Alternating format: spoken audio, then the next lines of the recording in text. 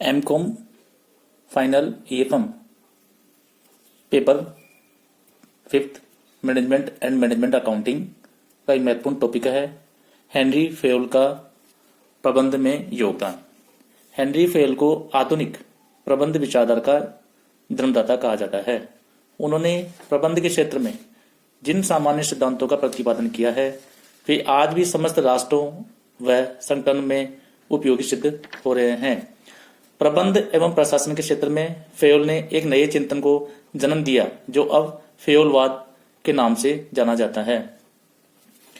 Fayol ने मुख्य रूप से उच्च प्रबंध के बारे में अपने विचारधारा, चिंतन, दृष्टिकोण एवं सिद्धांतों का प्रतिपादन किया था जो आज संपूर्ण औद्योगिक जगत में प्रबंधकों के लिए मार्गदर्शन गाइड पोस्ट सिद्ध हो रहे हैं। फेयोल ने प्रबंध के सामान्य सिद्धांतों की चर्चा की है जो निम्नलिखित है। पहला है कार्य विभाजन, डिवीजन ऑफ लेबर। श्रम विभाजन विशिष्टीकरण की प्रक्रिया है। फेयोल के अनुसार प्रत्येक कार्य चाहे वह तकनीकी हो या अन्य विशिष्टीकरण के आधार पर किया जाना चाहिए। उनका मत था कि विशिष्टीकरण एक आधुनिक व्यवस्था है जो कि मानव समाज के साथ साथ प्रकृति एवं पशु पक्षी के जगत में भी लागू होती है। श्रम विभाजन में कार्य के प्रत्येक भाग को पृथक पृथक व्यक्ति द्वारा किया जाता है। इसका उद्देश्य अधिक एवं श्रेष्ठ कार्य करना है। इनका दूसरा सिद्धांत था अधिकार एवं दायित्व, अथॉरिटी एंड रेस्पॉन्सिबिलिटी।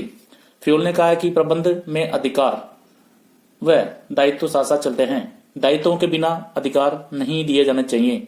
उनके शब्दों में उत्तरदायित्व अधिकारों का परिणाम है। यह अधिकार का सहज परिणाम एवं इसका दूसरा भाग है तथा जब भी अधिकारों का प्रयोग किया जाता है उत्तरदायित्वों का जन्म होता है। फेयोल के अनुसार आदेश देने का अधिकार तथा उसे पालन करवाने की शक्ति को अधिकार कहा जाता है। फेयोल ने प्रबंध के औपचारिक अधिकारों जो उसके पद एवं स्थिति से उत्पन्न होते हैं तथा व्यक्तिगत अधिकारों जो उसके विवेक, अनुभव, नैतिक योग्यता, नेतृत्व गुण, उसकी सेवाओं आदि से उत्पन्न होते हैं में अंतर करने को कहा है। उनकी मान्यता था कि प्रबंध के औपचारिक अधिकारों में उसके व्यक्तिगत अधिकार आवश्यक रूप से सहायक होते हैं। उनका तीसरा सिद्धांत था अनुशासन, डिसिप्लिन। किसी भी संस्था के कुशल संचालन एवं प्रगति में अनुशासन का महत्वपूर्ण योगदान होता है। फेयोल के अनुसार अनुशासन संस्था तथा इसके कर्मचारियों के मध्य हुए स्थायी समझौते के प्रति श्रद्धा एवं स्वीकृति है जो संस्था में आज्ञाकारिता, प्रयुक्ति, सहयोग तथा एक दूसरे के प्रति सम्मान लाने के लिए किए जाते हैं।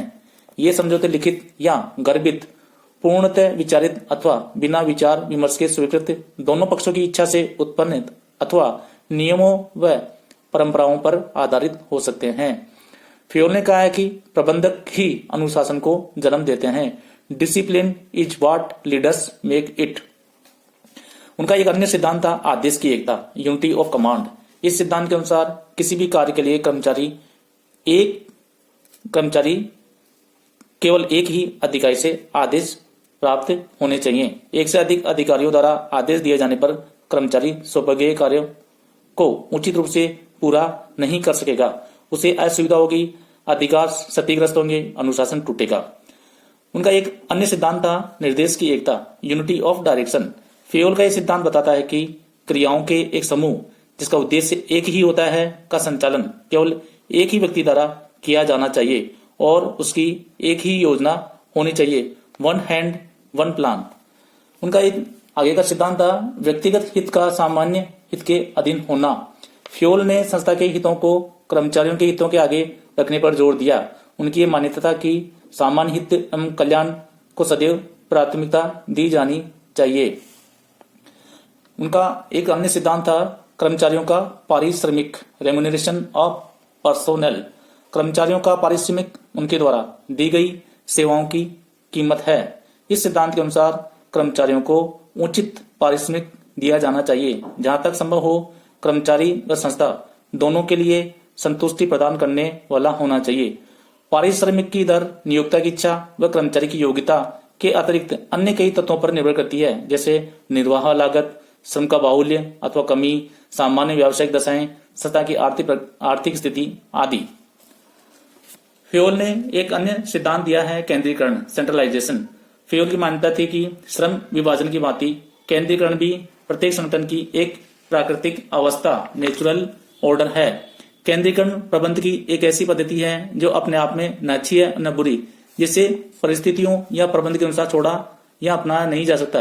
केंद्रीकरण कम ज्यादा मात्रा में प्रत्येक संगठन में विद्यमान रहता है। फियोल के शब्दों में केंद्रीकरण या विकेंद्रीकरण का प्रश्न अनुपात का सरल है। यह किसी विशिष्ट संस्था के लिए अनुकूलतम मात्रा खोजने से संबंधित है। फियोल के ने सरल शब्दों में केंद्रीकरण अर्थ बताते हुए कहा कि प्रत्येक कार्य जिससे अधीनस्थों की भूमिका का महत्व बढ़ता है विकेंद्रीकरण कहलाता है, तथा जिस कार्य से अधीनस्थों का महत्व कम होता है केंद्रीकरण कहलाता है। फियोल ने सोपान श्रृंखला स्केलर चेन के सिद्धांत का भी प्रतिपादन किया था। संगठन के उच्च पदों से निम्न पदों तक फैली हुई अधिकारियों की श्रृंखला चेन ऑफ सुपीरियर्स को फियोल ने सोपान कहा है। उच्च स्तरों से चलने वाले अथवा उच्च स्तरों तक पहुंचाने वाले समस्त संदेशों जो श्रृंखला की प्रत्येक कड़ी से होकर गुजरते हैं के द्वारा जिस मार्ग का अनुगमन किया जाता है वह सत्ता की पक्ति है। फियोल ने सोपान श्रृंखला के अंतर्गत समूह तत्वों गैंग प्लैंक्स के प्रयोग का सुझाव दिया था, जिसके अंतर्गत सोपान श्रृंखला को क्षतिग्रस्त किए बिना समतल संप्रेषण की उपयुक्त व्यवस्था की जा सकती है। फियोल ने एक सिद्धांत व्यवस्था ऑर्डर भी दिया है। व्यवस्था के सिद्धांत को फियोल ने इस प्रकार परिभाषित किया है: प्रत्येक वस्तु के लिए एक स्थान होना चाहिए और प्रत्येक वस्तु अपने स्थान पर होनी चाहिए तथा सही व्यक्ति सही स्थान पर होना चाहिए। फियोल ने समता इक्विटी का सिद्धांत भी दिया है। फियोल का विचार था कि प्रबंधक को प्रत्येक स्तर पर समता की भावना सेंस ऑफ इक्विटी उत्पन्न करनी चाहिए। संस्था में प्रत्येक कर्मचारी न्याय, सहानुभूति एवं समानता के व्यवहार की आकांक्षा रखता है। फियोल ने न्याय जस्टिस के स्थान पर समता पर जोर दिया। फियोल ने एक अन्य सिद्धांत कर्मचारियों के कार्यकाल में स्थायित्व पर भी दिया है। फियोल के मतानुसार किसी भी उपक्रम में कार्य करने वाले कर्मचारियों के कार्यकाल में स्थायित्व होना चाहिए ताकि वे नए कार्यों को ठीक से सीख सकें तथा उनका कुशलतापूर्वक निष्पादन कर सकें। फियोल ने कहा कि एक साधारण प्रबंधक जो दीर्घ काल तक संस्था में रुका रहता है उन प्रतिभा संपन्न प्रबंधकों से श्रेष्ठ है जो संस्था में केवल आते जाते रहते हैं। फियोल ने पहलपन का सिद्धांत भी प्रतिपादित किया था। किसी योजना का निर्माण तथा उसका सफल क्रियान्वयन एक प्रतिभाशाली कर्मचारी के लिए गहन संतुष्टि है। सोचने और उसे क्रियान्वयन करने की शक्ति को फियोल ने पहलपन कहा है। इनिशिएटिव कर्मचारियों को किसी योजना या विचार को प्रस्तावित करने और उसको क्रियान्वित करने की स्वतंत्रता देकर उनकी कार्यक्षमता एवं उत्साह में वृद्धि की जा सकती है। पहलपन मानवीय प्रयासों के लिए एक सशक्त उत्प्रेरक तत्व है। फियोल का आखिरी सिद्धांत था सहयोग की भावना, स्पिरिट डे क्रॉप्स। यह सिद्धांत संगठन ही शक्ति है, यूनियन इज स्ट्रेंथ पर बल देता है तथा कर्मचारियों में आपसी सहयोग की भावना का विस्तार करता है। जहां अनेक कर्मचारी एक समूह में कार्य करते हैं तो उनमें मतभेद एवं टकराव होना स्वाभाविक होता है। आपसी फूट से न केवल कर्मचारी शक्ति क्षीण होती है बल्कि संस्था की प्रगति भी रुक जाती है। अतः प्रबंधकों को सहयोग एवं सामंजस्य की भावना उत्पन्न करने पर जोर देना चाहिए। फियोल के अनुसार सहयोग की भावना बनाए रखने के लिए आदेश की एकता के सिद्धांत का पालन किया जाना चाहिए।